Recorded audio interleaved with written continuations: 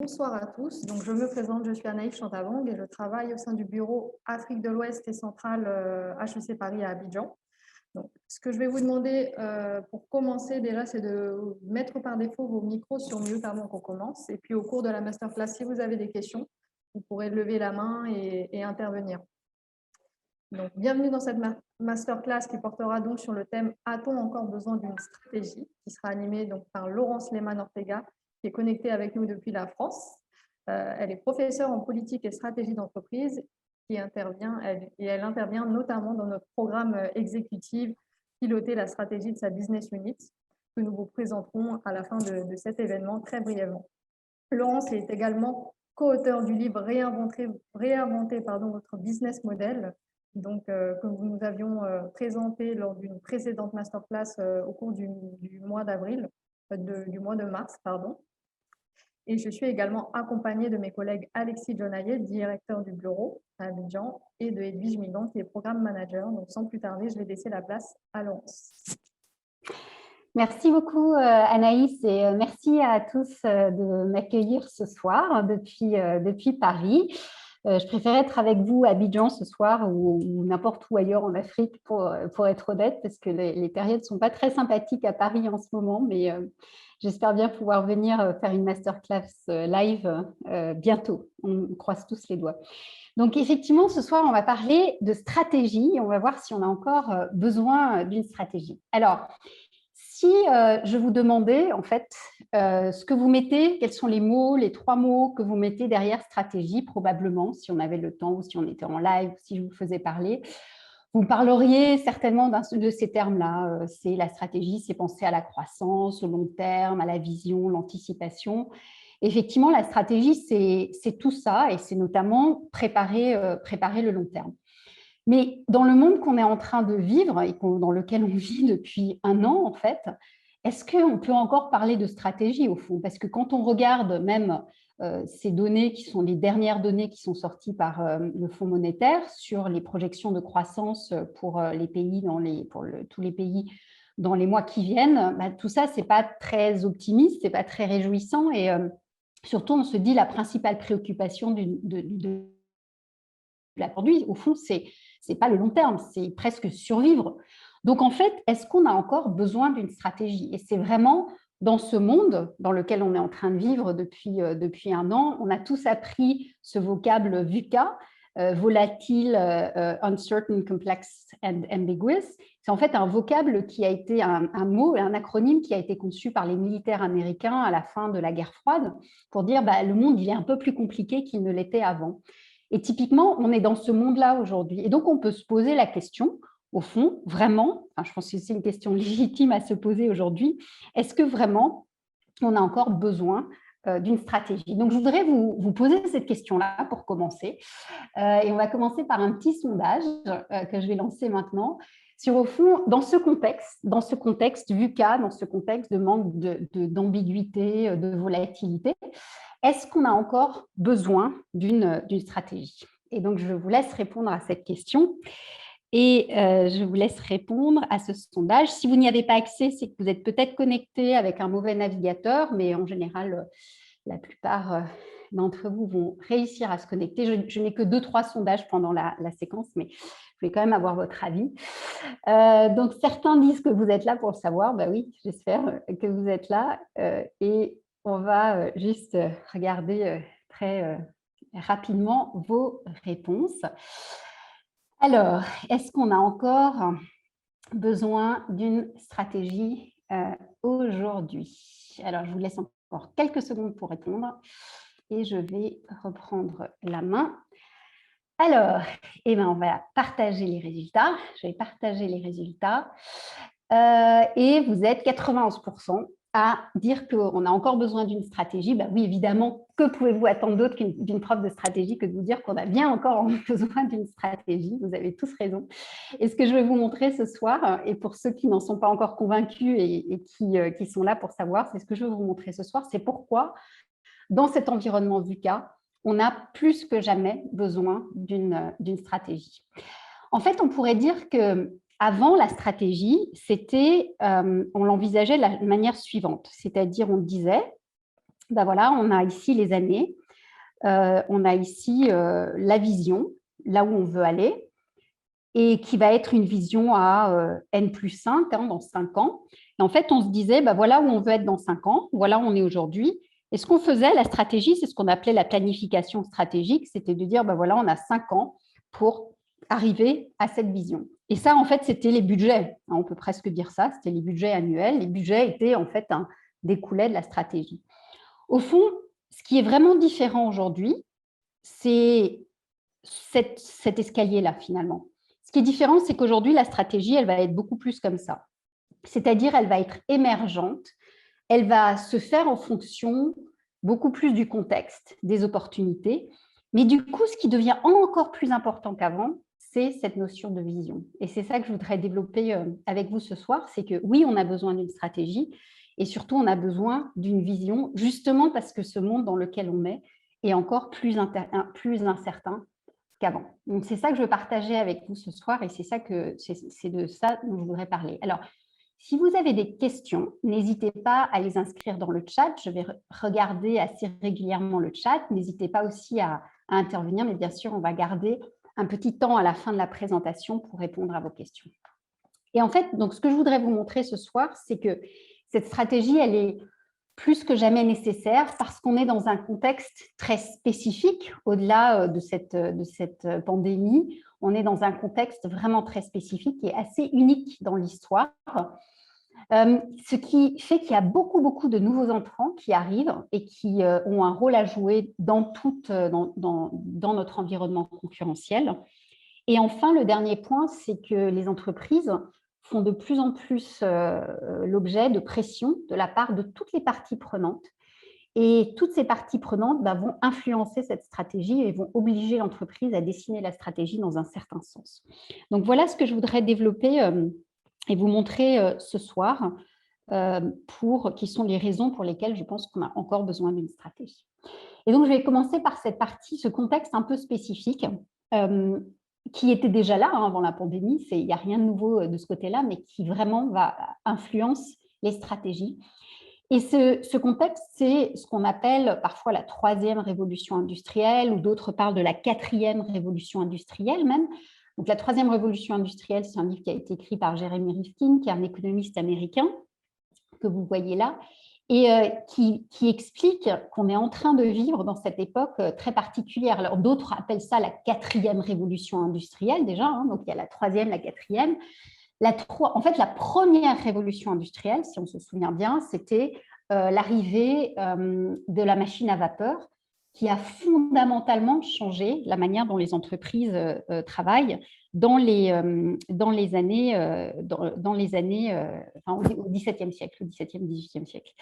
Ça, c'était la première partie de la première révolution industrielle. Ensuite, il y a eu la deuxième, qui était au début du XXe siècle, qui était l'arrivée de l'électricité.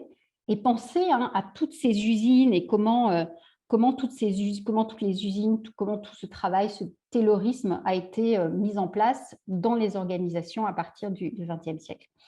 Et donc, on est dans cette période particulière qu'on peut appeler la 3e ou la 4e, peu importe comment vous voulez l'appeler. L'essentiel, c'est de se dire on est dans une période spécifique de l'histoire et on est dans une révolution industrielle.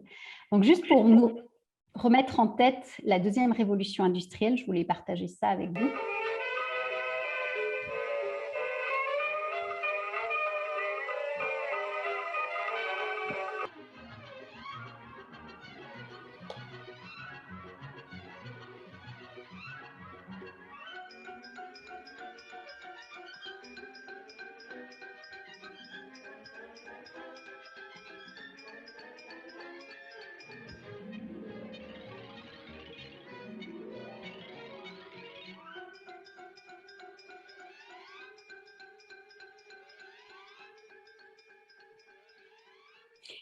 Et donc, cette 2e révolution industrielle, elle a vraiment changé les processus dans l'entreprise. C'était la standardisation, c'était le travail taylorisé comme on l'a vu dans ce petit film.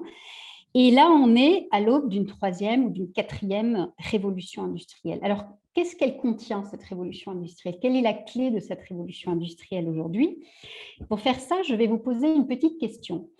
Je voudrais savoir, parmi tous ces produits que vous voyez là à l'écran, donc on a Facebook, on a un pick-up Ford, on a le petit robot qui est sur Mars, on a le synchrotron, cette grande machine en Suisse qui permet d'analyser les électrons, on a le livre Guerre et Paix, on a un pacemaker, Android et un Boeing 780.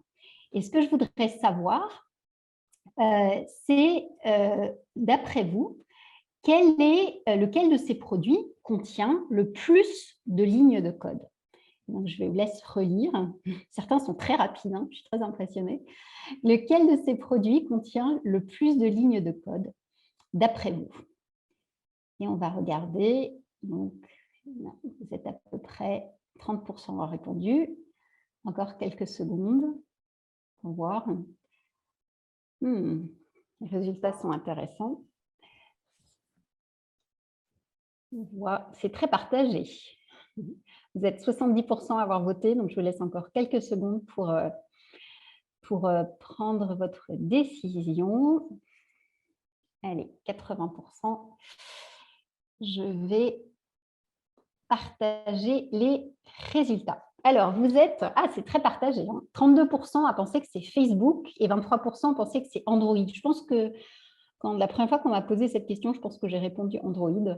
Donc, je suis assez d'accord avec vous. Donc, 50% d'entre vous pensent que c'est effectivement quelque chose de digital. En fait, la réponse, c'est, que je vais vous montrer tout de suite, la réponse, c'est le pick-up Ford qui contient le plus de lignes de code. Alors, certains d'entre vous qui sont des bons développeurs informatiques me diraient « Oui, mais c'est peut-être parce que les gens de Ford ne sont pas très bons dans le développement informatique et donc ils font trop de lignes de code. » Mais en fait, quel est le message là que je veux vous donner? C'est qu'en fait, maintenant, toute entreprise est devenue une entreprise de software ou une entreprise digitale. C'est-à-dire que le digital, il n'est plus réservé qu'aux entreprises comme Facebook ou Android, c'est partout. Et toutes les entreprises vont devoir se réinventer à cause de ce digital, ou en tout cas, elles vont être poussées à le faire. Et de la même manière où avant, dans les usines, on a changé en fait la puissance, la puissance musculaire des hommes a été remplacée par des machines. Ce qui va se passer dans cette 3e ou 4e révolution industrielle, c'est qu'on va en fait remplacer nos cerveaux quelque part par de l'intelligence artificielle. Alors ça fait un peu peur, mais pourtant ça existe déjà. Et je vais partager avec vous un mail que j'ai eu récemment. Donc, certains d'entre vous travaillent peut-être dans l'intelligence artificielle et trouvent ça totalement normal. Moi, j'ai été assez frappée par un mail que j'ai eu récemment. Donc, je vois, Emery m'envoie un mail et il me dit, voilà. Et donc, je veux rappeler son assistante. Et en fait, je me rends compte que Julie, l'assistante d'Emery, est en fait une IA assistante. Hein, donc, c'est une intelligence artificielle qui prend les rendez-vous d'Emery. Donc, cette intelligence artificielle n'est pas joignable par téléphone. Hein, donc, j'aime bien aussi ce petit message. Et surtout, j'aime bien le message aussi qui est tout en bas, qui est il y a un droit à la déconnexion. Comme ce robot, en fait, travaille, l'intelligence artificielle n'a pas besoin de se reposer. Cet email est généré par un robot, donc ne vous étonnez pas de recevoir des emails à toute heure. Julie permet juste de libérer du temps humain qualitatif à Emery. Donc, bien sûr, j'ai parlé à Emery, qui par ailleurs est le patron de la Camif, qui est une boîte extrêmement intéressante, qui a complètement réinventé son modèle. Et Emery me dit que ça lui fait gagner un temps absolument incroyable. Et la Camif, c'est intéressant, c'est une entreprise à mission, donc c'est une entreprise qui est très vigilante sur sa contribution au monde, à la société. Mais il me dit que une machine peut très bien faire ce travail-là et est particulièrement efficace. Donc, on est là-dedans. Donc, ça, c'est juste un micro-exemple de ce qui va se passer dans les années à venir et à quel point ce digital a commencé, bien sûr, à avoir un impact sur nos chaînes de valeur, mais va continuer à l'avoir dans les années à venir. Alors, on est au milieu de cette 3e révolution industrielle ou 4e, on peut l'appeler comme on veut, partout, lié au digital, et le digital est éminemment mondial, hein, il est partout. Donc, c'est ce digital. Or, on sait, puisqu'on dit qu'on est la 3e ou 4e révolution industrielle, on a eu des révolutions industrielles avant. Donc, on connaît les caractéristiques de ces révolutions industrielles. Mon exemple préféré de livre sur les révolutions industrielles, c'est Le Bonheur des Dames.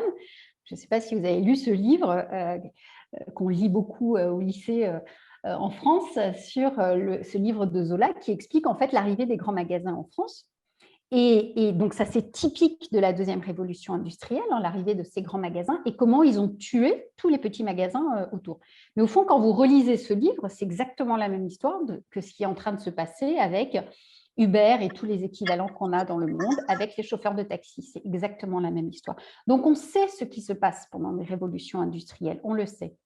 Pourtant, il y a une chose qui est très différente dans la révolution actuelle, dans la révolution industrielle qu'on est en train de vivre en ce moment, et c'est la chose suivante. Je vais essayer de vous expliquer ça à travers cette photo. Cette photo a été prise à un moment très spécial. C'était en 2005, la mort du pape. Donc, le pape meurt, et là, vous avez une photo qui est prise sur la place du Vatican, à un moment où les gens se rassemblent pour attendre, sortir, pour voir la fumée blanche sortir de la cheminée du Vatican. Et donc, vous voyez l'endroit, le genre de personnes qu'il peut y avoir à ce moment-là. Donc, on n'est pas avec un groupe de geeks en Silicon Valley. On est sur la place du Vatican, des gens qui attendent l'annonce du pape. Donc, ça, c'était en 2005.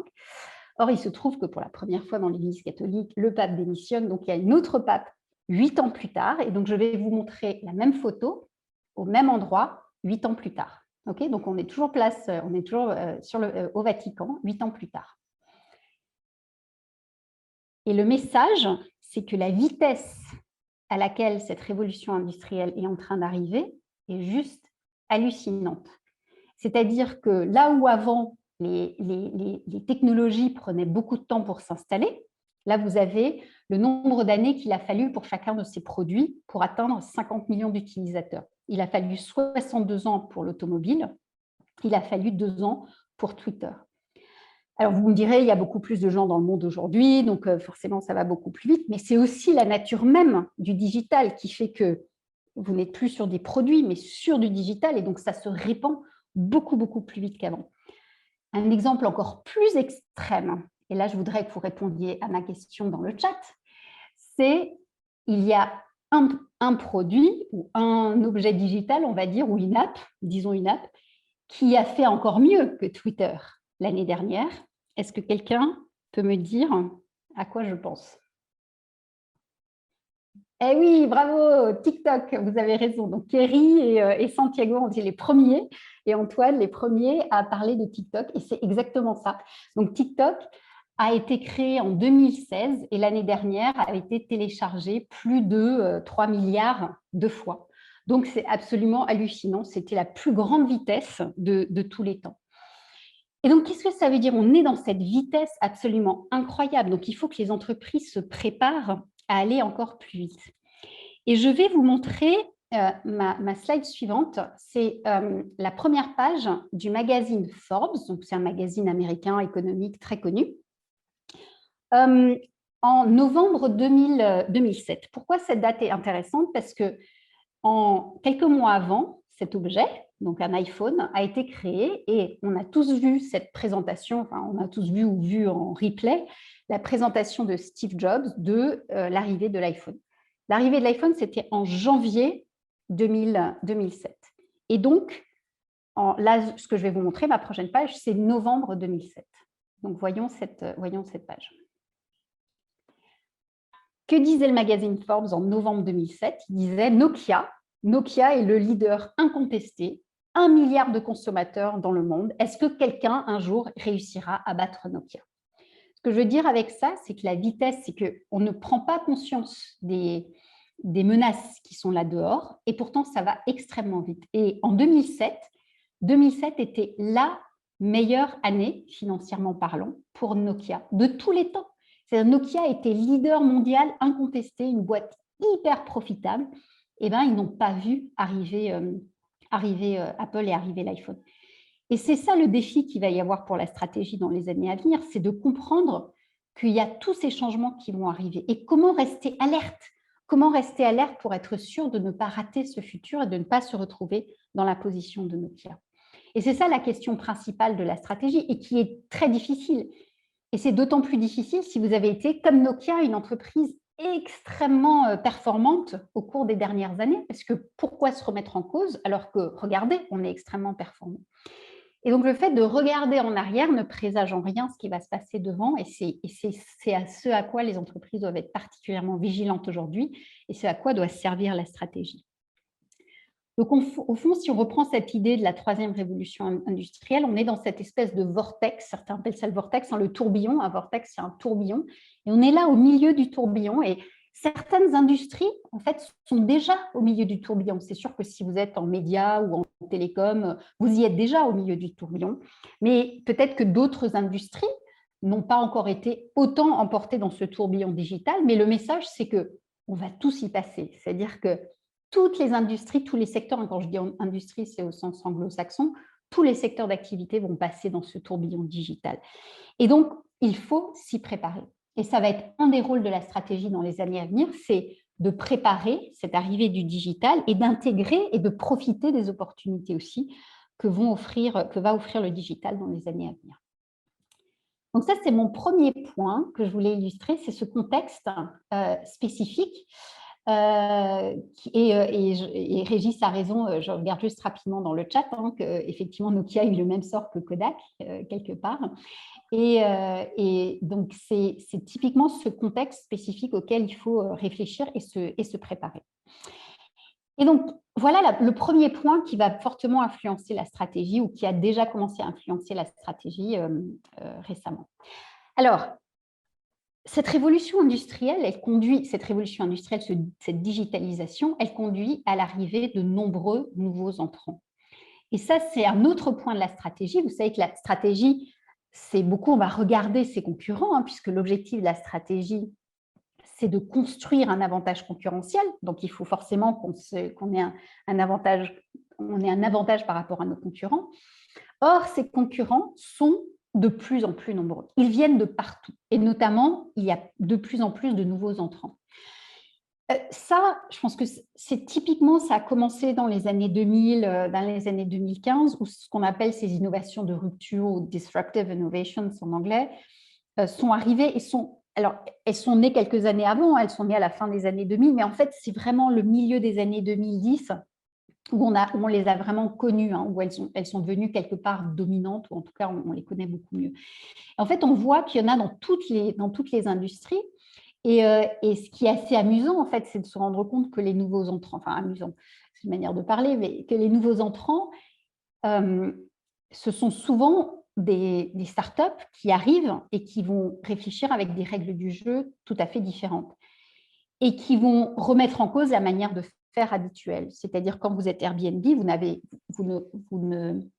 pas de chambre d'hôtel. C'est intéressant de voir que le mobile money, notamment en Afrique, a été introduit par M-Pesa. C'était la première boîte qui a imaginé ça. Ce n'était pas une banque. C'est bien un opérateur téléphonique qui a introduit ça. Ce qui montre bien que les nouveaux entrants, ils viennent de partout et surtout, ils ne viennent pas forcément de votre secteur. Et donc, il faut élargir ce champ, c'est-à-dire jusque-là, on était très focalisé sur « je regarde ce que fait mon concurrent ». Or là, la stratégie, elle doit encore s'élargir et elle doit regarder ce qui se passe au-delà des concurrents. Et en fait, là où avant, quelque part, dans cette ancienne économie, dans l'économie, la deuxième révolution industrielle, ou en tout cas jusque dans les années 2000, au fond, quand vous étiez une grande entreprise, vous étiez quelque part protégé parce qu'il suffisait de manger les petits. Or, ce qui passe aujourd'hui, c'est que souvent, ces petits vont se mettre ensemble et quelque part, ils vont chasser la grande entreprise qui se retrouve avec quelque part des difficultés. Alors ça, c'est une image sympathique, mais c'est la vérité, en fait. Quand vous regardez, en tout cas, le monde des fintech, par exemple, des startups qui viennent dans le monde de la finance, ce que vous voyez là, c'est le site classique. On est parti du site d'une banque classique.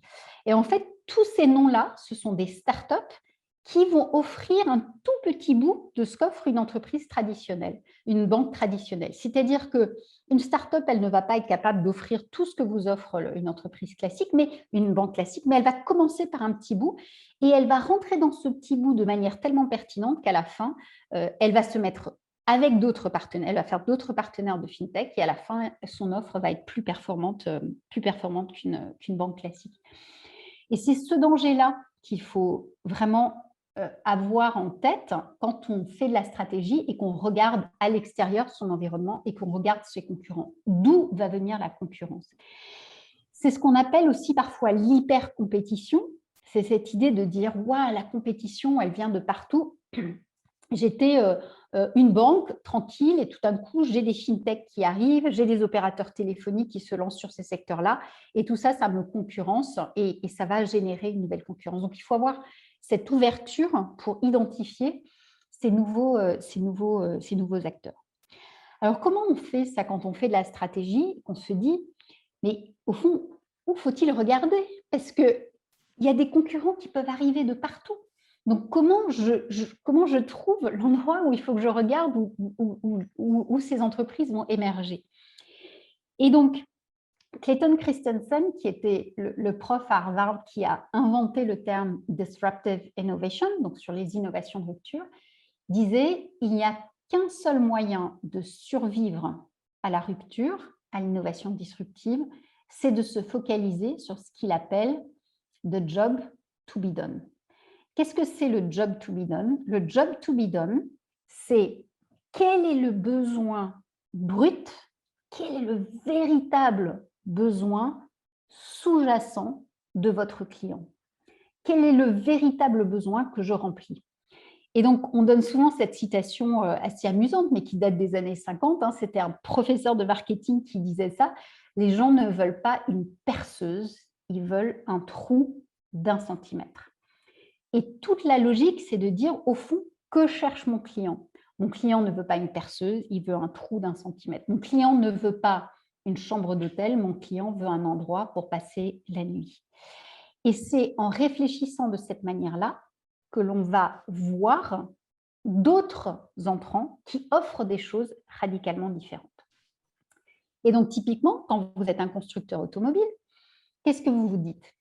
Quel est le job to be done pour mon client? Qu'est-ce qu'il fait avec sa voiture?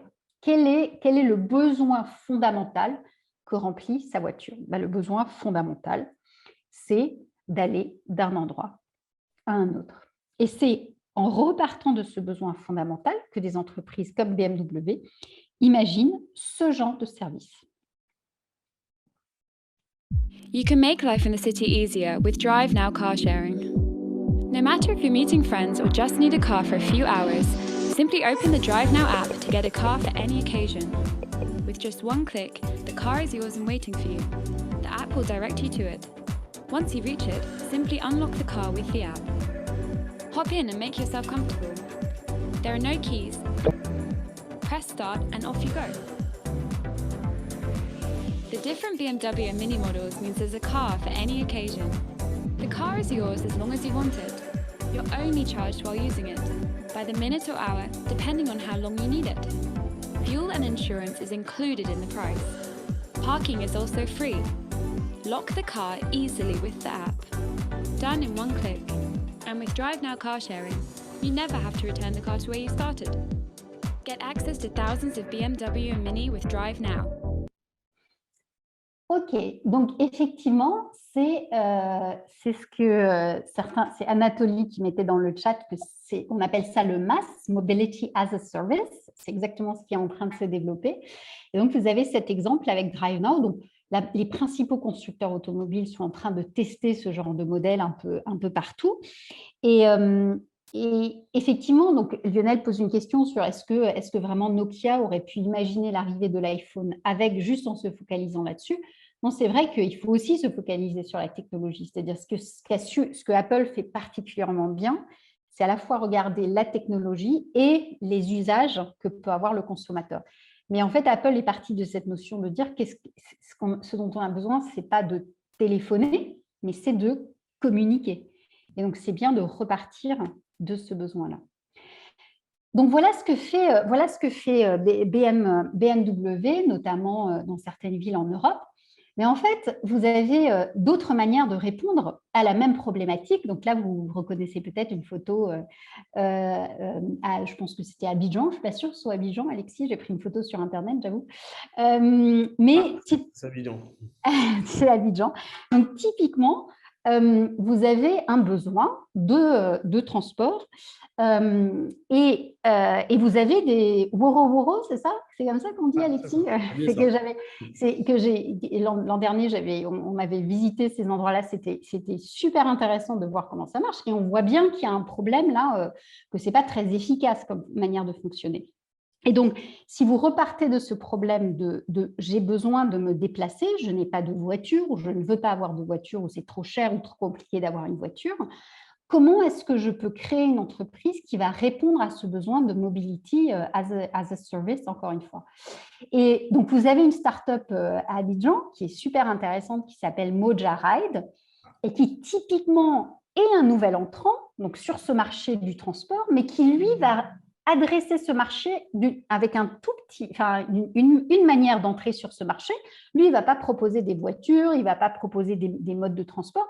Il propose simplement de mieux organiser le paiement c'est un système de paiement qui permet au chauffeur et à la personne au passager, en fait, de payer plus simplement et donc de faciliter ce contact-là. Et en bâtissant ce système de paiement, évidemment, son objectif, c'est de bâtir après des systèmes de réservation et donc d'arriver à mobility as a service. Donc là, on voit bien, il y a plein de manières différentes de rentrer sur ce marché et de répondre à ce job to be done. Donc, on voit bien qu'il y a des concurrents qui vont arriver de partout, des startups qui vont le prendre sous l'angle digital, des entreprises qui vont proposer des voitures à louer et plein de manières différentes de répondre à ce problème. Donc, c'est ça, les nouveaux entrants, ils vont attaquer un problème et pour voir ces nouveaux entrants, il faut réfléchir au job to be done. Quel est le besoin fondamental de mon client? Comment je pourrais répondre à ce besoin-là? Et donc, pour reprendre l'exemple de BMW, on peut dire qu'en fait, BMW fait deux choses. Aujourd'hui, une entreprise existante face à ces défis doit faire deux choses.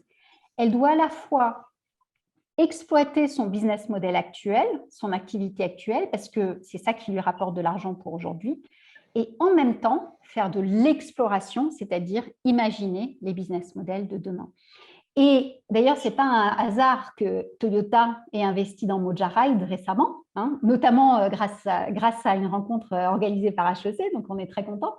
Mais en fait, Toyota a investi dans Moja Ride. Typiquement, c'est de l'exploration de la part de Toyota, c'est-à-dire ils veulent comprendre ce qui est en train de se passer sur ces marchés-là et de comprendre comment ce marché est en train de se façonner. Donc, c'est ça le défi aussi des entreprises et de la réflexion stratégique, c'est à la fois améliorer l'exploitation, bâtir un avantage concurrentiel en vendant de meilleures voitures, mais en même temps réfléchir au business model de demain et réfléchir à comment on va pouvoir construire, à quoi va ressembler ce monde de demain. Et donc là, j'ai une nouvelle petite question pour vous et je voudrais savoir, d'après vous, intuitivement, quelle est la profitabilité, d'après vous, de DriveNow?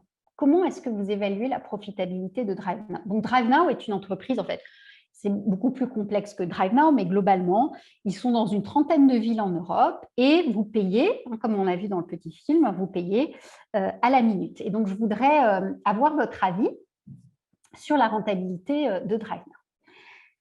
Alors là, je vois que vous réfléchissez. C'est normal, hein, ce n'est pas une question, celle-là, elle n'est pas facile. Et c'est typiquement le genre de questions qu'on aborde et on décrypte dans les programmes HEC. On va décrypter en fait d'où peut venir la profitabilité, pourquoi est-ce que ça peut être rentable, quelle est la structure de coût, etc. Je vous laisse répondre. Environ la moitié d'entre vous ont répondu. Jetez-vous à l'eau, hein, il faut avoir des avis. Hein. Et on ne prend pas vos noms, donc vous pouvez vous jeter à l'eau, c'est totalement anonyme. Essayez de vous demander finalement, est-ce que c'est rentable ou pas? Ah, j'aime bien ce genre de réponse parce que c'est très partagé. Donc là, vous êtes environ 70 à avoir répondu. Je vous laisse encore quelques secondes et on va partager.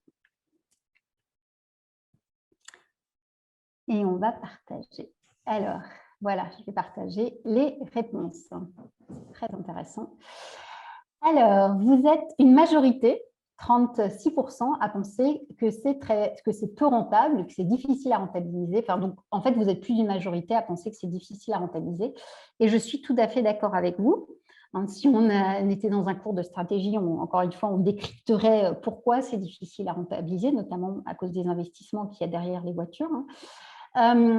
Et donc, c'est effectivement quelque chose qui est très difficile aujourd'hui à rentabiliser. Mais alors, comment fait BMW? C'est-à-dire, qui va faire pression sur BMW au bout d'un moment donné pour leur dire « mais attendez, si ce truc n'est pas rentable, est-ce que ça vaut vraiment le coup de le faire ?» Qui, d'après vous, va challenger, va mettre au défi BMW? Qu'est-ce que vous en pensez? Qui va essayer de challenger BMW là-dessus? Donc, en fait, ma question, c'est quelles sont les pressions qui vont s'exercer à un moment donné sur BMW. Alors, est-ce que vous avez quelques réponses ou est-ce qu'il y a quelques réponses dans le chat? Notamment sur la rentabilité. Qui va... eh oui, c'est les investisseurs, vous avez raison. Alors, l'ensemble des stakeholders, dit Edouard, mais effectivement, on va commencer par... c'est ce qu'on va voir, mais on va commencer par les investisseurs. Et effectivement, sur les entreprises aujourd'hui, et ce sera mon troisième point de cette présentation, il y a de plus en plus de pressions qui vont s'exercer. Et ces pressions qui vont s'exercer sur cette entreprise, en fait, elles viennent de différents endroits. Donc, elles viennent effectivement des investisseurs, des actionnaires qui vont exercer cette pression sur les entreprises et qui vont leur dire « non mais, si c'est vraiment pas rentable, notamment les activistes, mais pas seulement les activistes, si c'est rentable, et quelqu'un mentionne, donc Sirima mentionne le cas Danone, c'est exactement ça, et vous avez des investisseurs, des actionnaires qui vont faire pression, et notamment les actionnaires. Alors, Régis, les 5 forces de porteurs, ça c'est plus dans l'environnement, dans l'analyse de l'environnement. Donc, dans l'environnement, de manière générale, c'est aussi les fournisseurs, les clients. Mais pour revenir aux forces de porteurs, dans les forces de porteurs, il y a les clients, et c'est ce que dit aussi Santiago, vous avez effectivement les clients qui vont de plus en plus exercer une pression sur l'entreprise, et donc qui vont accentuer cette pression. Donc, vous avez les clients, vous avez les investisseurs. Qui d'autre, en fait? C'est tous les problèmes d'agence en stratégie, c'est excellent, bravo. Qui d'autre va influencer en fait cette entreprise? Qui d'autre va faire pression sur cette entreprise? Les entreprises, en fait, si on revient à ce côté-là, donc là je ne dessine pas les 5 forces de porteurs, mais c'est en fait les individus, vous et moi, de plus en plus, les individus, ils vont exercer, on a tous changé, notamment on a changé, je pense, pendant cette pandémie, et les individus ont changé. Ça existait déjà avant, mais il va y avoir de plus en plus cette pression. Et en tant qu'individus, nous sommes des clients, nous sommes des investisseurs par notre épargne. C'est nous qui plaçons l'argent et c'est avec cet argent-là que les banques vont donner de l'argent, vont donner des fonds propres aux entreprises, mais aussi, ça peut aussi être par de la dette que les banques vont aussi utiliser sur les entreprises. Qu'est-ce qu'il y a d'autre? Les individus, nous sommes aussi, quel est notre autre, qu'est-ce qu'on est aussi par rapport à l'entreprise? Je pense qu'il y a une autre catégorie, on va mettre ici, qui va aussi beaucoup influencer. Et vous avez aussi les salariés. En fait, en tant qu'individu, on est des salariés. Et en tant que salarié, en tant qu'employé, on va exercer des pressions sur nos entreprises. C'est-à-dire, on va dire, mais moi, je veux travailler dans une entreprise qui a du sens. Est-ce que je veux encore travailler dans une entreprise qui a un impact épouvantable sur l'environnement? Je pense que les entreprises vont avoir de plus en plus de mal à trouver des talents qui vont accepter de faire ça. Et vous avez raison, les réseaux sociaux, ça va en fait amplifier tout ça. Les réseaux sociaux, ils vont en fait rendre tous ces publics-là encore plus avertis. Et enfin, il y a une dernière il y a aussi un autre point, c'est qu'en fait, en tant qu'individu, on est aussi des citoyens. Hein, et en étant citoyen, on vote, donc on élit des gouvernements, et les gouvernements aussi, par le biais des législations, vont influencer les entreprises. Et évidemment, en tant que citoyen, on peut aussi militer dans des ONG, et les ONG aussi, elles vont exercer ces pressions sur les entreprises. Et les entreprises elles-mêmes vont exercer des pressions, c'est-à-dire que je vais faire pression sur mon fournisseur pour que lui aussi, peut-être, il change ses pratiques. Et donc, de plus en plus, les entreprises, la stratégie des entreprises va être soumise à toutes ces forces qui s'exercent, à toutes ces pressions qui s'exercent de la part de tout et de l'État, évidemment, et de toutes ces pressions. Et donc, comment est-ce qu'on va réagir à ça, en fait? Comment est-ce qu'on peut faire en sorte de convaincre l'ensemble de nos parties prenantes du bien fondé de notre stratégie? Et c'est là où on retombe en fait sur le fait que créer de la valeur pour les actionnaires, ce n'est plus suffisant aujourd'hui, parce que pour faire face à toutes ces pressions, les entreprises, elles vont devoir changer. Pour faire face aux salariés, aux motivations des salariés, ça, ce sont des chiffres vraiment anciens, je n'avais pas trouvé plus récent, mais je suis sûre qu'avec la crise, avec ce qu'on a vécu, le travail à distance depuis plus d'1 an, le taux d'engagement des salariés est encore plus faible qu'avant. Or, toutes les tâches faciles à faire, on va les remplacer par l'intelligence artificielle. Ce qui va rester comme job, c'est la créativité, le fait de raconter, d'arriver à formuler des stratégies qui ont un sens, à construire ce qu'on appelle un narratif, à inspirer les gens, à les guider, à leur donner envie. Et ça, ce n'est pas une machine qui va le faire. Mais pour ça, il nous faut des talents. Or, si les talents ne sont pas inspirés, ils ne vont pas venir travailler dans notre entreprise. Donc, pour les attirer, il faut que je fasse en sorte que le travail, vous savez, en français, le travail, ça vient quand même de torture. Hein. On a quand même une relation avec le travail assez particulière. Ça vient du latin tripalium. Donc, comment je fais pour, au contraire, réenchanter mes salariés, leur redonner envie? Les gens qui participent à Wikipédia, les gens le font. Ils ne sont pas rémunérés. Donc, ne me faites pas dire ce que je n'ai pas dit. Je n'ai pas dit que les gens devaient travailler gratuitement. Ce n'est pas du tout mon point. Mais c'est de dire, donner au-delà de la motivation monétaire, donner une motivation, redonner envie. Et je pense que, encore une fois, plus que jamais aujourd'hui, ce qu'on a vécu au cours de la dernière année, c'est juste le début de l'histoire. Parce que derrière, il y a le changement climatique. Et derrière, toutes ces pressions vont s'exercer sur les entreprises, sur le changement climatique. Quel est votre rôle, vous dirigeants, dans cette entreprise pour éviter l'impact sur le changement climatique? Quelle est votre stratégie de décarbonation? Et les pressions, elles viennent des banques, les pressions, elles viennent des actionnaires. Les banques en Europe, et les banques européennes sont très avancées sur le sujet, ne vont plus financer de projets qui vont contribuer au changement climatique. C'est aussi simple que ça. Et donc, plein d'entreprises vont devoir se réinventer à cause de cette pression-là, sinon elles ne vont plus pouvoir répondre aux besoins de leurs actionnaires. Et donc, c'est compliqué, parce que par ailleurs, on a vu le cas Danone, où les actionnaires ont en fait démis le président, Emmanuel Faber, parce qu'ils trouvaient qu'il passait trop de temps sur ces sujets de développement durable.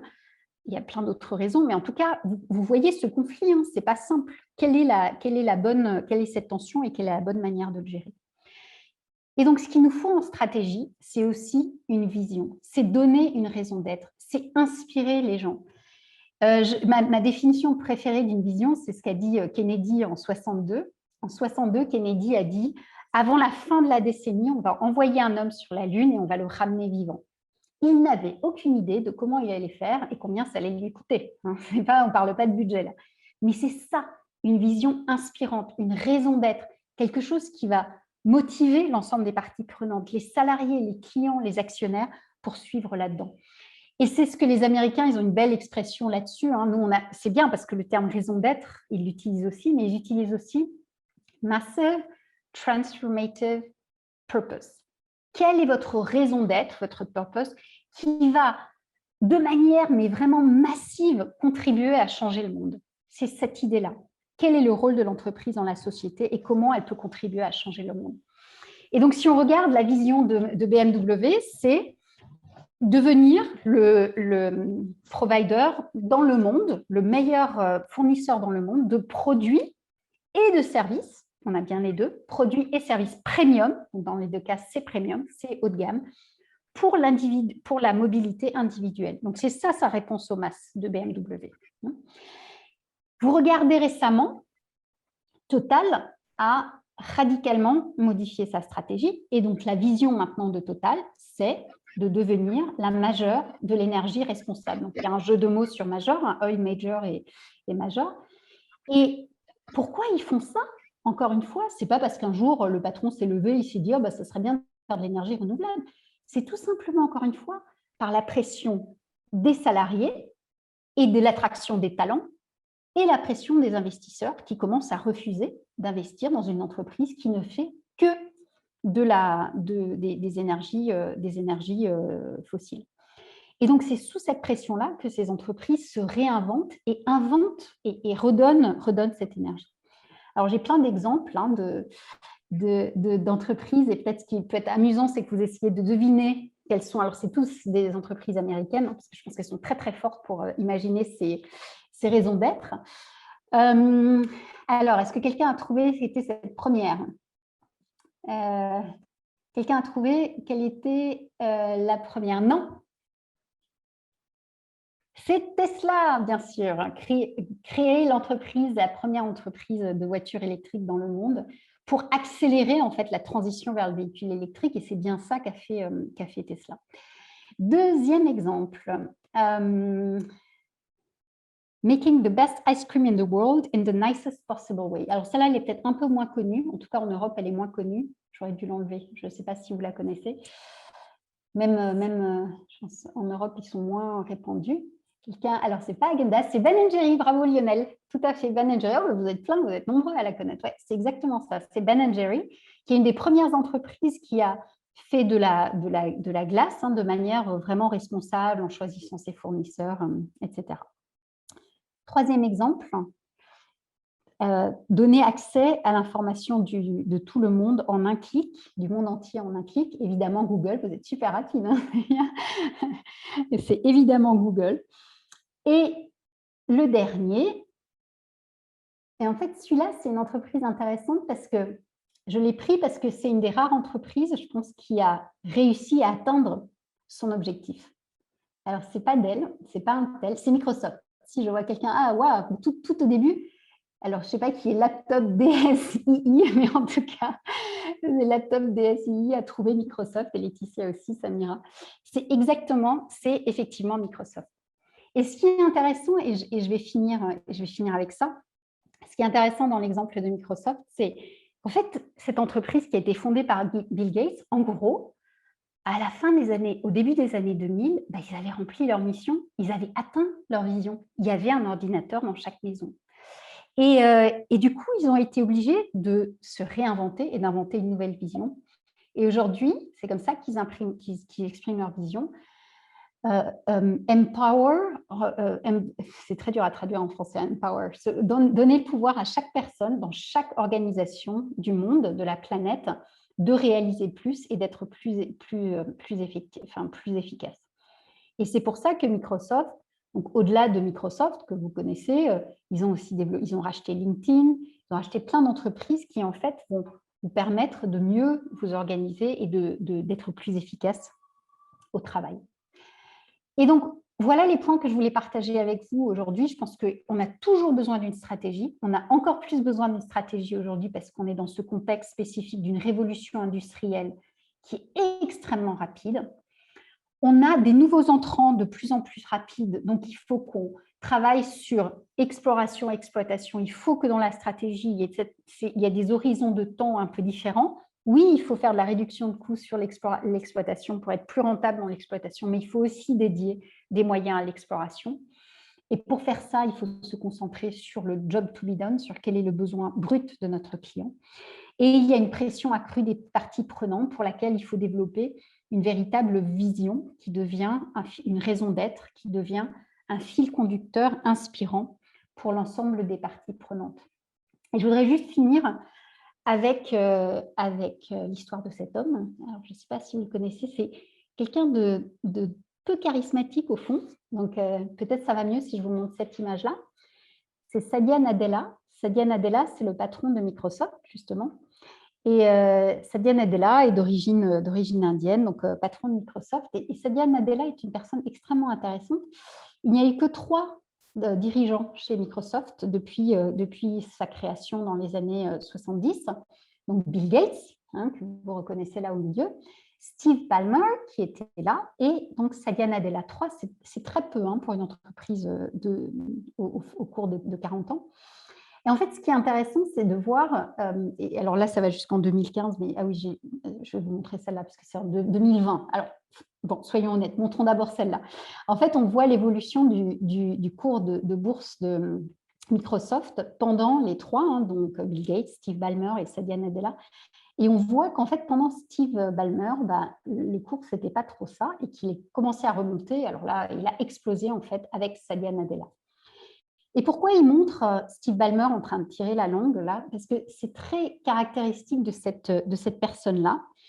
En fait, Steve Ballmer, c'était un type qui était très sûr de lui, extrêmement sûr de lui. Par exemple, c'est le genre de type qui disait ça: il n'y a aucune chance que l'iPhone gagne des parts de marché. Et il a dit ça en avril 2007. Et en fait, Satya Nadella, ce qui est très intéressant, c'est qu'il dit qu'il y a 2 formes de leaders. Il y a des leaders qui sont know-it-all, des leaders qui savent tout. Et il y a des leaders qui sont des learn-it-all, c'est-à-dire des leaders qui apprennent tout. Et ce que dit Satya Nadella, c'est que dans le monde d'aujourd'hui, on ne peut plus être des know-it-all, comme l'était Steve Ballmer. Parce que si on est des know-it-all, on n'apprend plus, on ne se remet plus en cause et on va rater le futur. Il faut être des learning-all.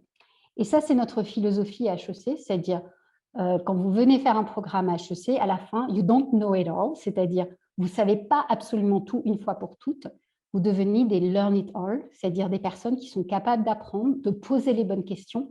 Et ça, c'est vrai pendant votre formation à HEC, mais c'est surtout vrai après. Et c'est cette philosophie de leadership qui, pour moi, est le leader et le stratège de demain. Et je voulais finir avec ça. Et là-dessus, je vous remercie de votre attention. J'étais un peu plus longue que prévu. Et n'hésitez pas à me poser des questions, soit en live, soit dans le chat si vous préférez.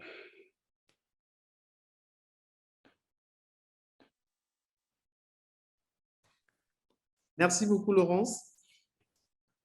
Sans plus tarder, je voudrais prendre la parole en te remerciant encore pour ta disponibilité.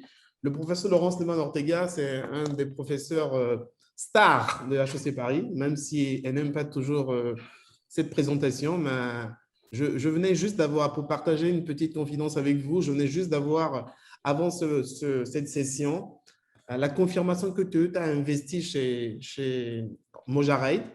Et c'est le professeur Laurence Lehmann-Ortega qui m'avait dit il y a quelques années, il y a 2 ans précisément, Alexis, je veux une start-up ivoirienne qui investit éventuellement dans la mobilité ou qui serait dans…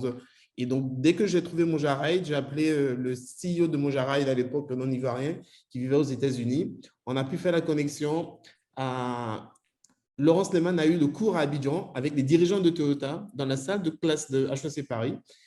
Puis aujourd'hui, on apprend que Toyota, donc le groupe Toyota, depuis le Japon, investit dans Mojarate. C'est totalement une fierté. Et vraiment, Laurence, merci pour tout ce que tu fais pour supporter le bureau Afrique de l'Ouest et central de HEC Paris. Merci, avec Je te remercie plaisir. encore et j'espère que nos participants auront également beaucoup de questions à te poser. Alors, aujourd'hui, nous sommes à une étape cruciale, en fin de compte, où nous parlons de stratégie.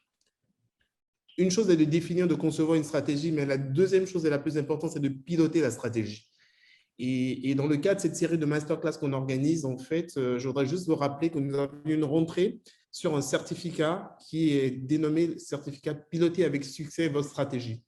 Piloter avec succès votre stratégie, qui est un pilier fondamental de l'Executive Master, qui, je vous rappelle, c'est un programme diplômant sur 3 certificats. Donc, c'est 3 certificats capitalisables qui permettent d'avoir cet Executive Master. Et pour ne pas mobiliser la parole, j'ai invité 2 alumni, 2 anciens du programme qui ont suivi le cours de Laurence. Laurence qui va refaire son cours en fait à partir de mai, donc rentrée prochaine 10 mai. Donc pour ceux qui souhaiteraient vivre en live ce qu'a vécu Salah. Merci beaucoup Salah d'être là. Fais-nous un petit coucou pour que tout le monde te voit. Salah, merci beaucoup à Salah. Et également, je voudrais dire merci à Fatou. Fatou qui est là également. Merci Fatou. Merci Bonsoir. d'être là. En fait. Donc, je voudrais juste vous laisser la parole et vous dire, partagez avec nous ce que vous avez vécu dans ce programme de Laurence particulièrement et ce que vous avez vécu dans ce parcours. Je vais commencer par Fatou. Fatou, comment ça va? Ben, merci Alexis, je veux bien. Et toi? Bonsoir tout le monde. Bonsoir. Bonsoir Laurence. Bonsoir Fatou. Ça me fait plaisir Eh de bien, te Fatou, revoir. alors, Fatou, Oui. dis-nous comment tu as vécu ton programme avec Laurence. Comment tu as vécu ce cours, en fait, qui aujourd'hui n'est qu'une mise en bouche, je dois avouer. Alors, Laurence, pour moi, Laurence, d'abord, c'était une curiosité déjà parce que Odyssée 314, je me disais qu'est-ce que c'est. Donc, tout de suite, je suis allée bouquiner, j'ai acheté le bouquin et puis on a eu le cours. Mais en fait, ce que Laurence explique dans son cours, c'est de la pratique, c'est de l'expérience vécue. On sent vraiment que c'est des années de recherche. Voilà, c'est-à-dire que ce n'est pas une stratégie toute dessinée, toute faite, c'est des réflexions, c'est des années de recherche compilées, condensées, qu'elle a essayé de mettre dans un livre. Et moi, je l'aime particulièrement, ce bouquin, parce que c'est tout un ensemble de business models qu'elle étale, voilà, comment les autres y sont arrivés. Parce que souvent, tu sais, Alexis, quand on est en entreprise, on a l'impression que les problèmes qu'on vit ne concernent que nous, en fait. Mais en réalité, c'est des problématiques qui sont peut-être partagées par la majorité des dirigeants. Donc, avec Laurent, c'est de la pratique, on va avec des solutions, on va dire. Voilà. Ouais. Poser Ouais. les bonnes questions, avoir les bonnes réponses, comme elle le disait tantôt, c'est exactement ça. Merci Fatou. Je reviendrai encore à toi, Fatou, dans un instant. Bonjour Salah. Bonjour Alexis, bonjour Laurence, bonjour tout le monde. Alors, Salah, comment tu as vécu ce programme comment tu l'as vécu personnellement, comment tu l'as vécu au sein de ton entreprise, qu'est-ce que ça t'a apporté? Alors, personnellement, c'était mon premier cours à HEC. J'étais comme un poisson dans l'eau, hein, parce que toutes les slides qui défilaient, c'était quelque chose que le profane ne voit pas, celui qui étudie pas le voit pas, et qui est d'une évidence. Et bon, mais c'est normal parce qu'il y a des gens qui ont étudié, il y a eu des… Bon, je te dis, j'étais comme un poisson dans l'eau. Ça m'a permis de dire qu'il faut que je sorte de ce carré de choses évidentes pour moi. Les choses qui sont évidentes, finalement, peuvent être remises en question. Et Laurence n'a pas arrêté d'en parler depuis le début de la soirée.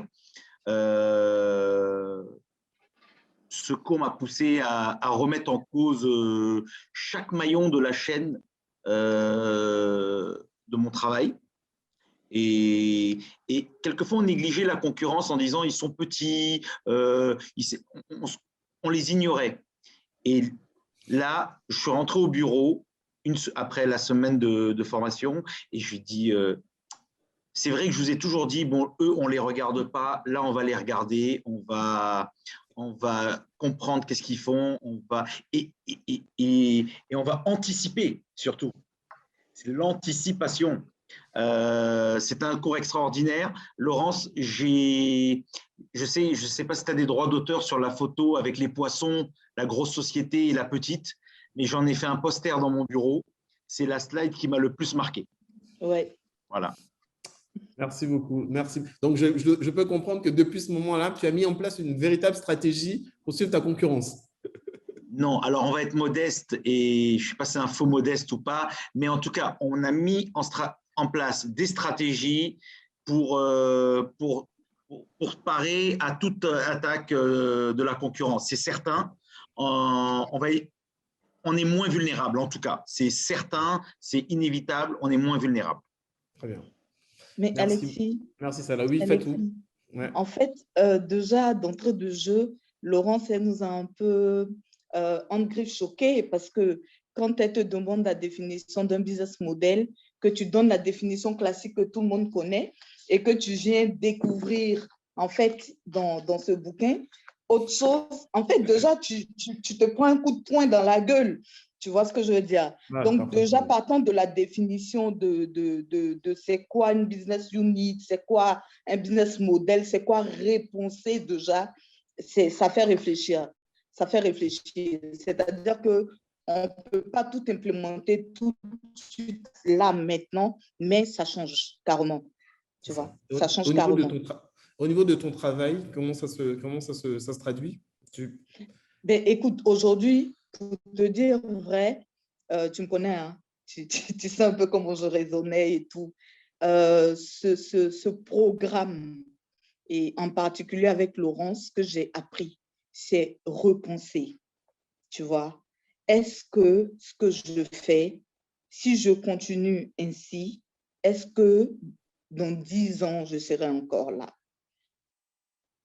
Déjà, cette remise en cause te permet d'activer tes neurones et sortir le meilleur de toi.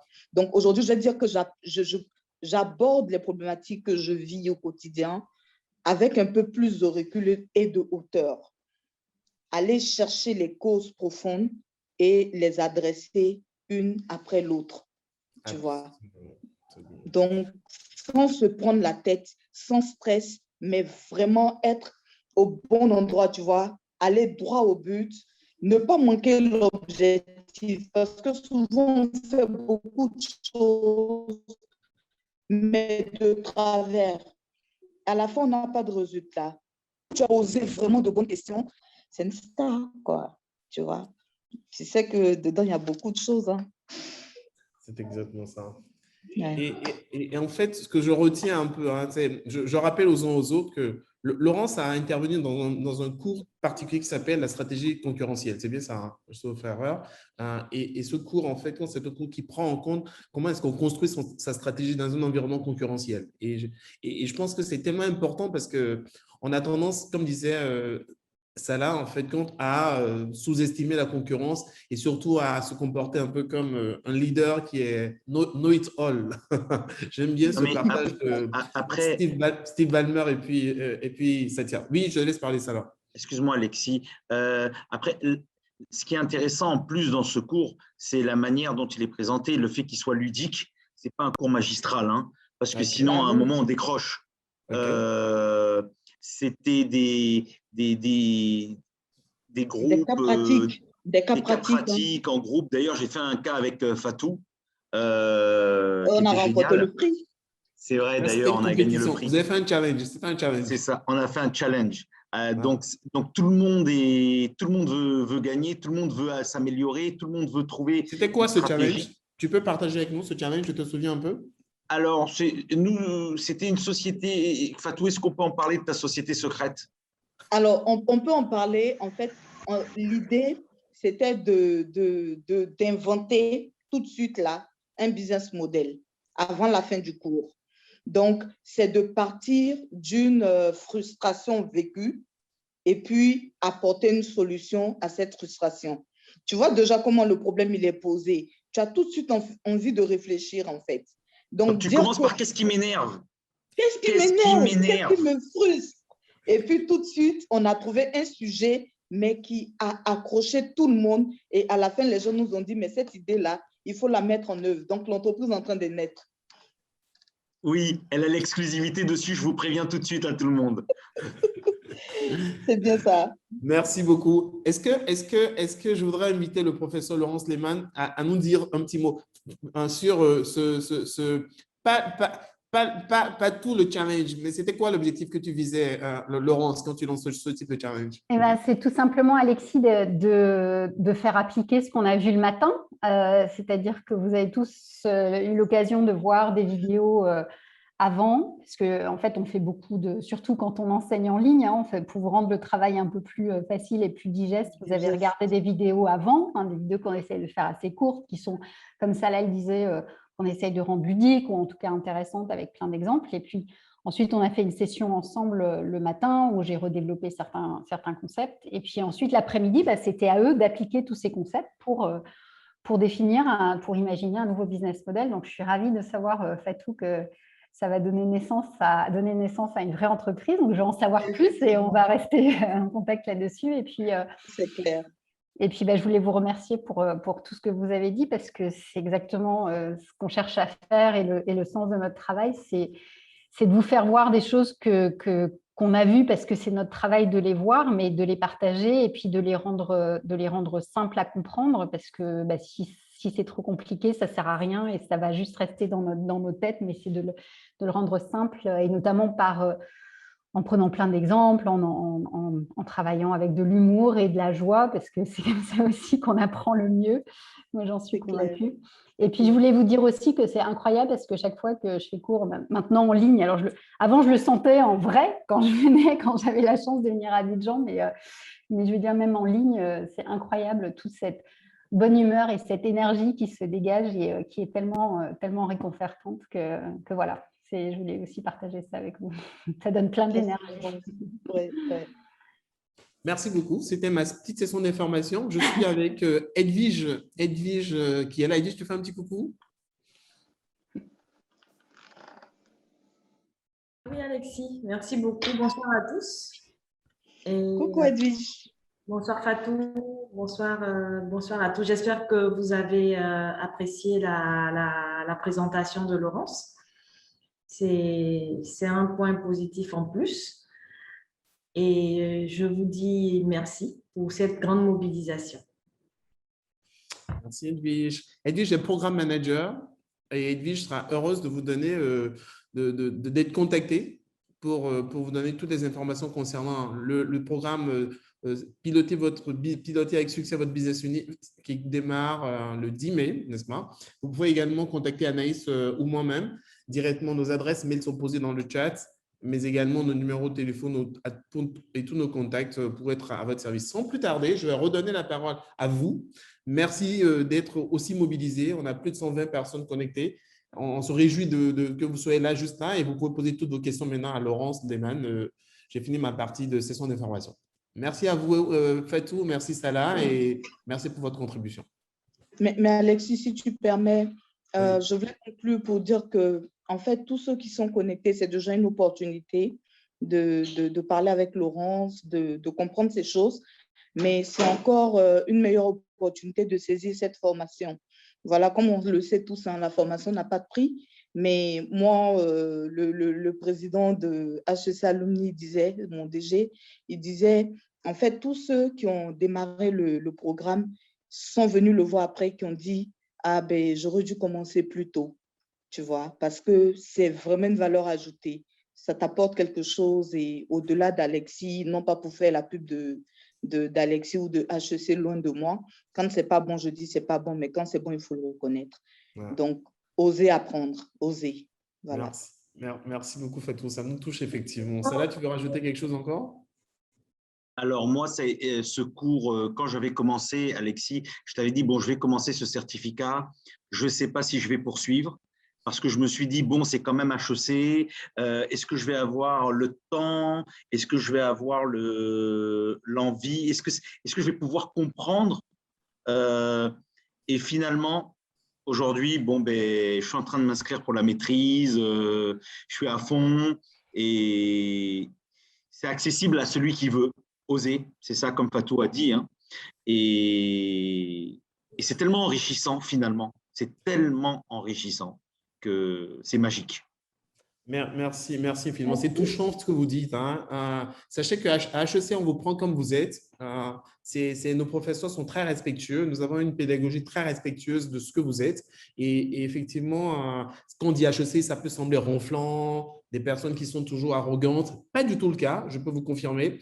Venez voir, en fait, Laurence Desman Ortega, c'est le type de professeur que nous avions, tout simplement dans sa simplicité, dans son humilité, mais c'est véritablement des personnes qui sont prêtes à partager leurs connaissances et leur savoir. Et je me réjouis que vous le dites effectivement pour que d'autres essayent ce que c'est que la pédagogie HEC et comprendre cela. Merci à vous. Sans plus tarder, pour les personnes qui ont des questions, Anaïs, est-ce que tu as des questions dans le chat? Alexis? Oui. Je veux rappeler encore à toutes les personnes connectées que notre prochain certificat débutera le 10 mai. Très bien. Nous aurons la chance d'avoir Laurence. Donc, venez profiter de sa grande expertise. Et vous pouvez toujours me contacter à l'adresse mentionnée dans le chat pour l'ouverture de vos dossiers d'inscription. Merci beaucoup, Edwige. Anaïs, il y a des questions? Laurence, tu as la main, hein? Vous avez la main. Merci à vous. Oui, oui. Ouais. Il n'y a pas de questions dans le chat pour le moment. Donc, la parole est à vous. Tout le monde, si vous avez des questions, c'est le moment pour vous.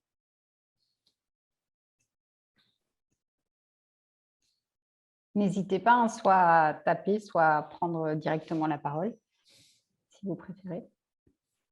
Je pourrais poser des questions? Mais oui, Alexis, tu es bienvenue. Non, je voudrais juste que tu insistes à nouveau sur le job to be done. Je sais que tu as tellement d'exemples. Ça fait quelques années que je te suis et que j'ai du plaisir à lire ce livre-là. Et donc, je fais la promotion. Est-ce que tout le monde arrive à voir? Je ne sais pas, mais bon. Ça s'appelle réinventer votre business model. Donc, du coup, job to be done, c'est quelque chose que j'ai découvert en étant très proche de ce que tu fais, ce que tu enseignes. Donc, je serais, si tu veux revenir là-dessus, sur d'autres. Est-ce qu'il y a des questions? On a une question dans le chat d'Alassane Diallo. Stratégie dans un monde non concurrentiel. Je pense que la stratégie, évidemment, nous, on parle beaucoup de concurrence parce qu'on a une approche très entreprise de la stratégie, mais la stratégie, c'est aussi pour un gouvernement, une ONG, un ministère, je ne sais pas dans quel contexte Alassane pose la question, mais on peut avoir une stratégie, bien sûr, dans un monde non concurrentiel. On n'aura pas je dirais, la piqûre des concurrents, c'est-à-dire les concurrents ne vont pas forcément nous forcer à faire mieux ou avoir plus de performance, mais on peut avoir cette envie de faire sans avoir de concurrents. Et donc, oui, bien sûr, vous pouvez avoir une stratégie dans un monde non concurrentiel. Vous revenez, alors je vais répondre à Alexis en même temps, mais vous revenez à la question du job to be done. Pourquoi vous êtes là? Que ce soit un gouvernement, une ONG, une association, elle doit avoir une raison d'être parce qu'elle va remplir un objectif et elle va faire quelque chose pour son client ou son utilisateur final. Et donc, toutes ces questions-là, elles restent parfaitement pertinentes dans un monde non concurrentiel. Je ne sais pas si j'ai répondu le secteur public. Oui, pour moi, c'est exactement la même chose. Vous avez un job to be done. Alors, en fait, la stratégie, quand on la définit, on dit l'objectif de la stratégie, c'est d'améliorer la performance de l'entreprise. Et quand on parle entreprise, on parle bien sûr en profit ou en retour sur capital engagé. Donc, on parle de rendement financier. Mais dans un service public, vous pouvez avoir une performance qui ne sera pas mesurée en euros ou en francs ou en ce que vous voulez. Elle va être mesurée par ce que vous arrivez à atteindre avec les moyens qu'on vous donne. Et donc, si vous voulez améliorer cette performance-là, tout simplement. Donc, pour moi, ça s'applique de la même manière. Donc, qu'est-ce que je veux faire pour mon usager ou pour mon utilisateur final? Quel est son job to be done? Comment est-ce que je peux le remplir autrement? Est-ce que je peux me réinventer pour répondre différemment à ce même besoin? Donc, tous ces concepts-là restent tout à fait pertinents dans le secteur public. Et donc, le job to be done, c'est vraiment cette idée de revenir aux besoins de base. Donc, la voiture, ça va être, je n'ai pas besoin d'une voiture, j'ai besoin d'aller d'un point A à un point B. Alors, bien sûr, vous pourriez dire, oui, mais dans la voiture, il y a aussi le côté prestige, image. J'achète aussi une BMW pour une autre raison que de me déplacer. C'est pour ça d'ailleurs que j'aime bien cet exemple-là en particulier. Parce que c'est vrai, quand Renault fait de la voiture partagée, c'est plus facile à comprendre. BMW, je trouve que c'est plus intéressant parce que justement, il y a aussi une très forte composante image dans leur voiture. Et donc, ça, c'est un job to be done. Comment on va d'un endroit à l'autre? D'ailleurs, si je continue là-dessus, le job to be done, je n'ai pas besoin d'une voiture pour me déplacer en ville. Et c'est pour ça que j'aime bien aussi l'exemple de Moja Ride qui offre une alternative au job to be done. Et ces alternatives, elles existent dans toutes les villes. Vous pouvez aussi avoir le transport en commun, c'est un job to be done. La voiture, c'est une manière de répondre à ce problème. Et au bout d'un moment, vous vous rendez compte que pour le même job to be done, qui est d'aller à un point A à un point B, vous avez plein de manières d'y répondre totalement différentes. Un constructeur automobile, une start-up comme Moja Ride et plein d'autres acteurs qui vont répondre au même job to be done. Et donc, c'est un concept vraiment, vraiment intéressant de revenir vraiment à la racine de ce que vous cherchez à faire pour votre client. Évidemment, en général, ce qu'on va faire, c'est réfléchir produit, c'est-à-dire je vais améliorer mon produit. Or, si vous réfléchissez au job to be done, vous réfléchissez de manière totalement différente. Donc, ce sont des éléments très intéressants. Enfin, revenir sur le vrai besoin fondamental du client, c'est quand même une clé très importante en stratégie et dans les environnements donc concurrentiels aussi. Alors, il y a une autre question qui est quel paradigme pour des entreprises dans les pays en voie de développement tels que la Côte d'Ivoire, Mali, voire Sénégal? Alors, je ne suis pas une spécialiste de l'Afrique, loin de là. Mais je pense que en fait, le digital, c'est une chance absolument incroyable pour les pays en voie de développement parce que vous allez aller plus vite, en fait, parce que vous n'avez pas tous ces legacy, comme on dit, toutes ces entreprises qui sont déjà établies, traditionnelles. Enfin, vous les avez moins. Et donc, typiquement, l'idée de la mobilité, par exemple, c'est d'aller vers Moja Ride et pas vers aller avoir des voitures. Nous, on est en train de se poser la question dans les pays en Europe, oh là là, mais on a trop de voitures dans les villes, c'est vraiment pas bien. Je pense vous allez sauter une étape, c'est-à-dire dire, allons directement à ne plus avoir de voitures. Et donc ça, c'est une chance incroyable parce que vous n'avez pas besoin vous allez directement à l'étape suivante. C'est les stratégies de ce qu'on appelle leapfrog en anglais, c'est-à-dire on fait un saut en avant encore plus vite que les autres. Et donc ça, il faut vraiment profiter de ça. Et encore une fois, le digital est absolument fabuleux là-dedans parce qu'il vous aide à faire ça. Et le digital est très frugal, au fond. Ici, je ne veux pas parler d'Apple, mais il y a plein d'innovations qui sont des innovations frugales, dans lesquelles on a besoin de peu de ressources et qui sont très, très adaptées aux pays en voie de développement. Et vous savez qu'il y a plein de boîtes aujourd'hui qui, justement, regardent les pays en voie de développement parce qu'ils disent, eux, au moins, ils savent être frugaux. Et ils savent inventer beaucoup mieux que nous, qui sommes trop gâtés, qui avons trop de ressources quelque part pour être créatifs et imaginatifs. Donc, il y a tout ce courant de l'innovation frugale et je pense que c'est typiquement dans vos pays, avec le digital. Cette combinaison entre digital, frugal, qui est l'exemple typique de Moja Ride, c'est ça qui va pousser cette croissance. Et ça, c'est intéressant. Je ne sais pas si je réponds à votre question exactement, mais en tout cas, c'est l'idée, ce que je vois de l'extérieur. Une question sur Job to be done versus Drive Now de BMW. Donc, c'est le Job to be done de Drive Now, c'est la mobilité, c'est-à-dire aller d'un point A à un point B. C'est aller d'un point A à un point B. Et donc, vous avez deux manières de répondre à ça, soit la voiture. Et donc, là, vous achetez une voiture BMW, soit vous utilisez la voiture partagée, soit vous utilisez les transports en commun. En fait, si on va plus loin, dans le cours, on ira plus loin, mais BMW va bien au-delà de ça. C'est-à-dire qu'ils offrent toute une palette de mobilité avec les trottinettes électriques, avec même les transports en commun, tout ça qui s'associe. Et d'ailleurs, la logique de Job to be done, Laurence, si je me permets, c'est d'ailleurs Airbnb avec tous les groupes hôteliers. C'est-à-dire que le plus important, c'est de se coucher, d'avoir un super toit, d'être content et de ne pas forcément être obligé. Donc, clairement, c'est la capacité à l'entreprise de pouvoir servir le véritable besoin du client.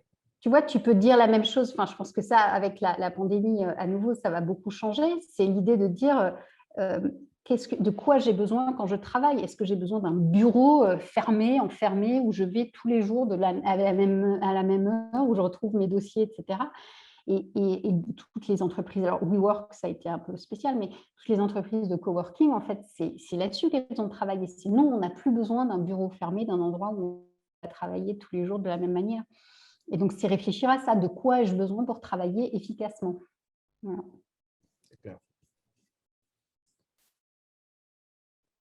Alors, je regarde il y a plein de questions.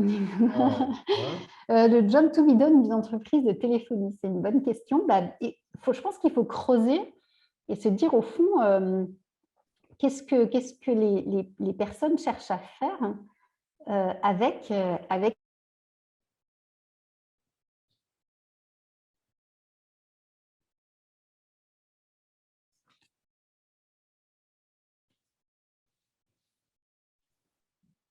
Laurence est déconnectée. Ouais. Laurence, tu es là? Ah non, elle est revenue. C'était étrange, j'ai été déconnectée. Donc, c'est repartir sur ces besoins-là. Et ça ne se définit pas en une minute, hein, le job to be done. Il y a tout un travail derrière, il y a des outils pour réfléchir à ça. Alors, je ne vais pas pouvoir prendre toutes les questions, mais je regarde. La Covid a bouleversé les stratégies, mais paradoxalement, les GAFAM ont explosé, bien sûr, leur performance financière dans le même temps. Est-il considéré cette éventualité? Non, ça, je pense que c'est juste de la chance.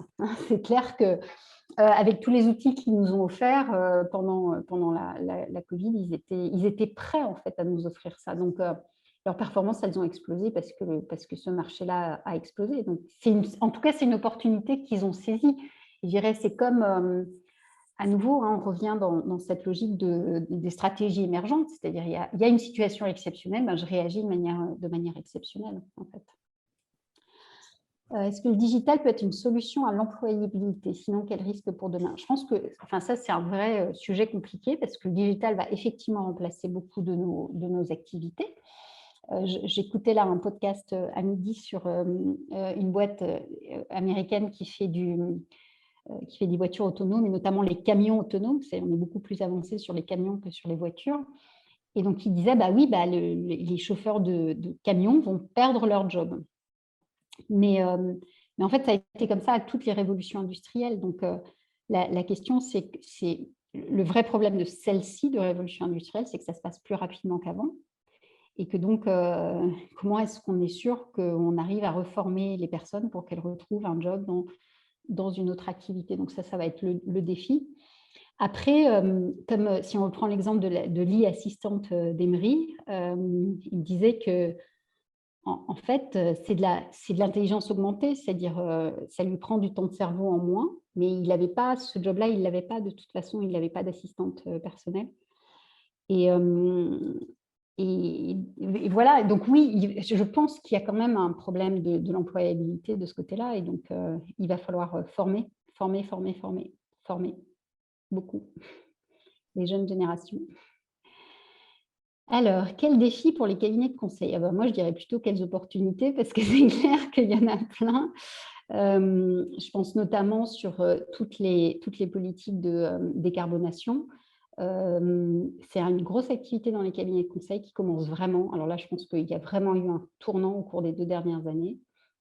Et donc, il y a plein d'opportunités pour réinventer les stratégies des entreprises dans les cabinets de conseil. Donc, c'est clair qu'il y a du travail dans les cabinets de conseil dans les années à venir. Je pense qu'il y a deux phénomènes fondamentaux, c'est les data, le digital, et comment le digital va à la fois encore remettre en cause nos process existants, l'intelligence artificielle, comment tout ça va changer les process d'un côté. Et puis, il y a toutes les questions de sustainability, de développement durable et notamment de décarbonation de l'autre, qui vont être des vrais sujets pour les cabinets de conseil dans les années à venir.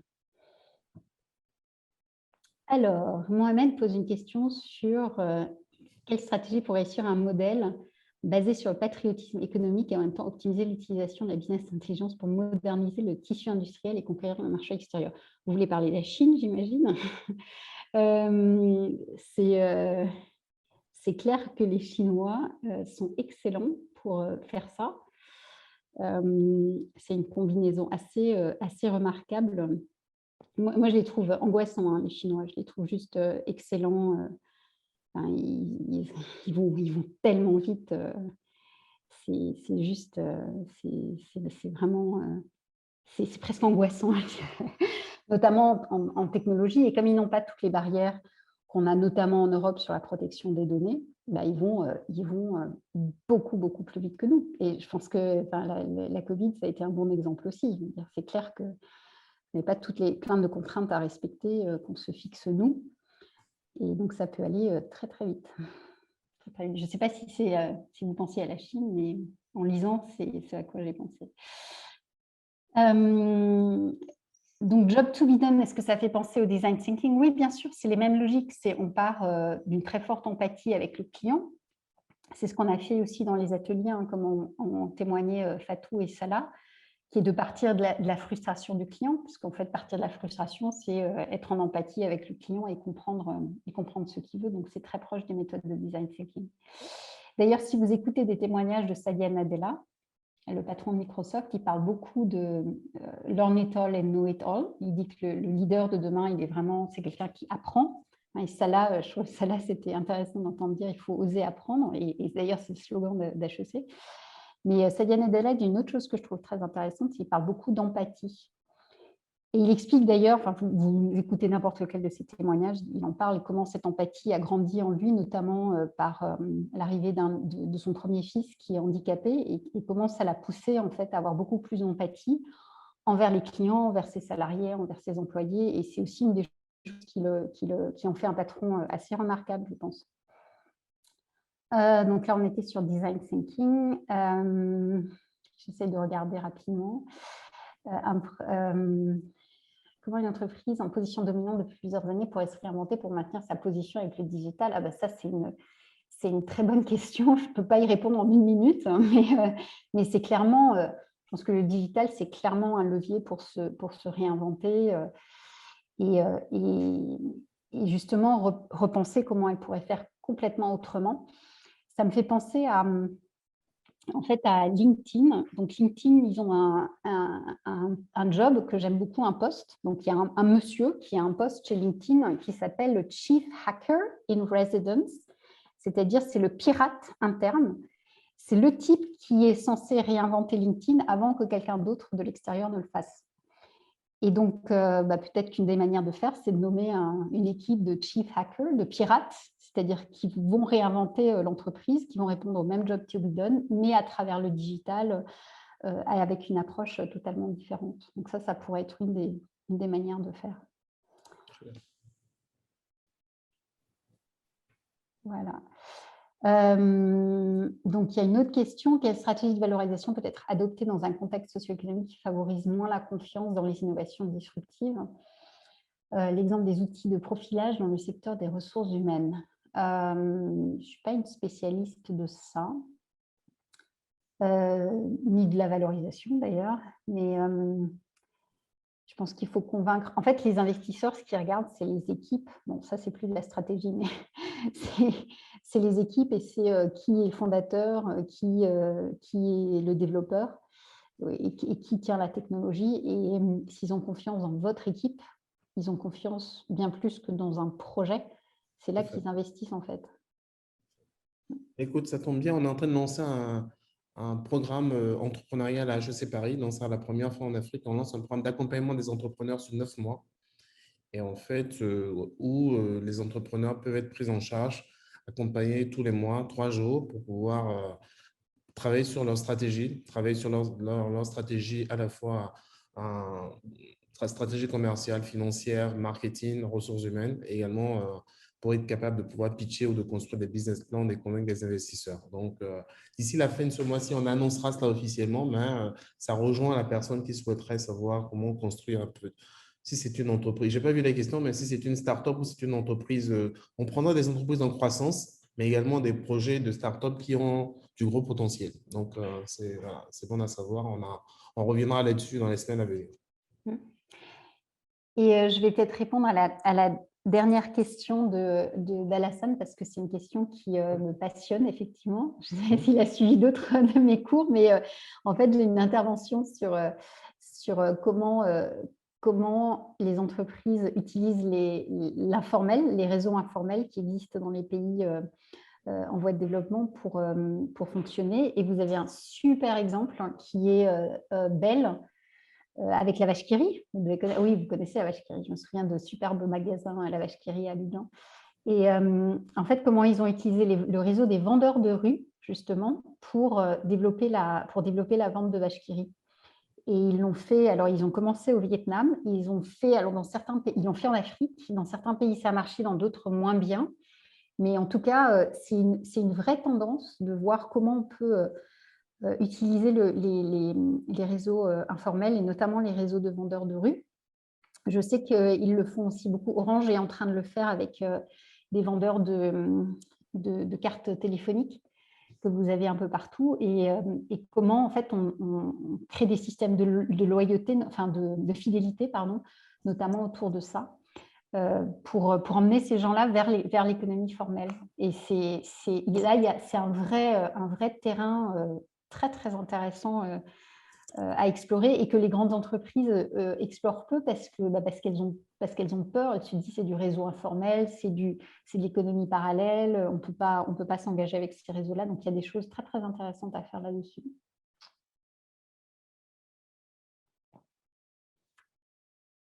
Voilà.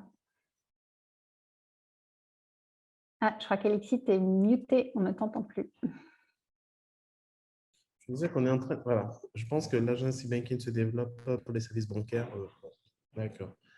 Pour les autres questions, en fait, je pense qu'il y en a encore qui viennent. On va leur dire de nous retrouver dans le cours de Laurence qui va démarrer effectivement le 10 mai.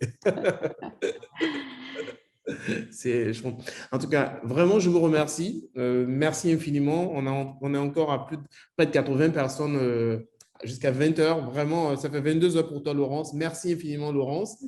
Voilà, j'ai pas de mots, mais vraiment, j'attends de te retrouver. Voilà, je lis, c'est passionnant là-dessus. Mettez tous les qualificatifs pour pouvoir dire merci à Laurence si vous le voulez bien, mais je trouve juste que c'est une personne généreuse et merci effectivement. Je vois super intéressant.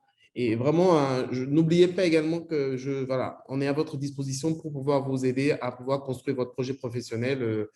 Voilà, le futur se construit aujourd'hui et c'est également important d'avoir de la stratégie pour pouvoir bâtir ce futur. On est là pour ça. Merci Laurence. Merci à tous. Je voudrais dire Bonne merci soirée. également encore à nos anciens. Merci à Fatou, merci à Salah. Merci à Edwige et Anaïs qui ont organisé cette session. Merci infiniment Anaïs pour ce travail acharné. Merci. Et merci à vous tous. Merci d'être là. Merci. À bientôt. À bientôt. Merci Laurence, à bientôt. Merci à tous. Au revoir. Merci à tous. Très bonne soirée. Bonne soirée. Au revoir Elisabeth. Au revoir. Merci beaucoup. Oui, ouais.